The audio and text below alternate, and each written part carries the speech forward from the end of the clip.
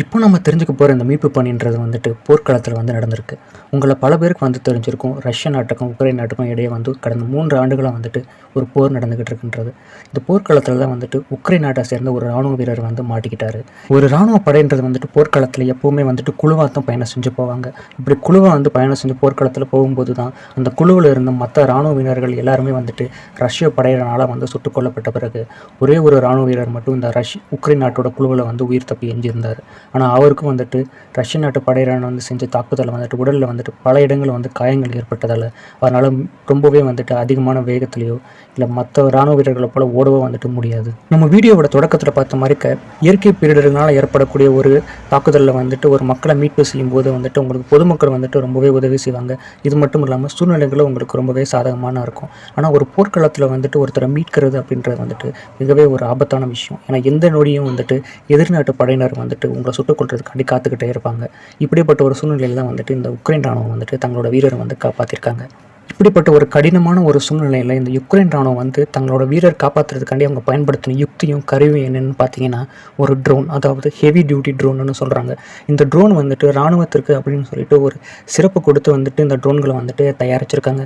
இந்த ட்ரோன்களால் வந்துட்டு கிட்டத்தட்ட ஒரு 35 ஒரு 45 கிலோ இடையே வந்துட்டு தூக்கிட்டு வந்துட்டு நெடுந்தூரம் வந்துட்டு பார்க்க முடியுன்ற மாதிரி சொல்கிறாங்க.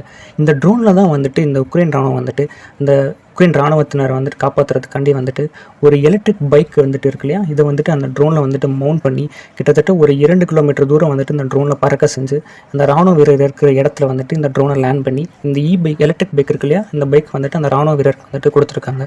இந்த எலக்ட்ரிக் பைக்கை வந்துட்டு இந்த காயம்பட்டு யுக்ரைன் ராணுவ வீரர்கிட்ட வந்து கொண்டு போய் சேர்த்ததோடு அந்த மீட்பு பண்ணி வந்துட்டு முடியலை. இதுக்கப்புறமா அந்த காயம்பட்டு அந்த வீரர் இருக்கார் இல்லையா, அவர் வந்து இந்த எலக்ட்ரிக் பைக்கை வந்துட்டு போர்க்களத்தில் ஓட்டிக்கிட்டே வந்துட்டு தன்னோட யுக்ரைன் ராணுவத்தில் இருக்கிற பாதுகாப்பான பகுதிக்கு வந்துட்டு போகணும். இதுக்கப்புறம் தான் மிகப்பெரிய சவால்களை வந்துட்டு அந்த காயம்பட்ட யுக்ரைன் வீரர் வந்துட்டு சந்திச்சிருக்கிறாரு. இவர் வந்துட்டு அந்த எலக்ட்ரிக் பைக்கை வந்துட்டு இந்த போர்க்களத்தில் ஓட்டிக்கிட்டு போகும்போது ஒரு 500 மீட்டர் தொலைவில் சென்றப்போ வந்துட்டு ஒரு லேண்ட் மைன், அதாவது கண்ணி வெடி வந்துட்டு நிலத்தில் வந்துட்டு போர்க்களத்தில் பதிச்சு வச்சுருக்காங்க.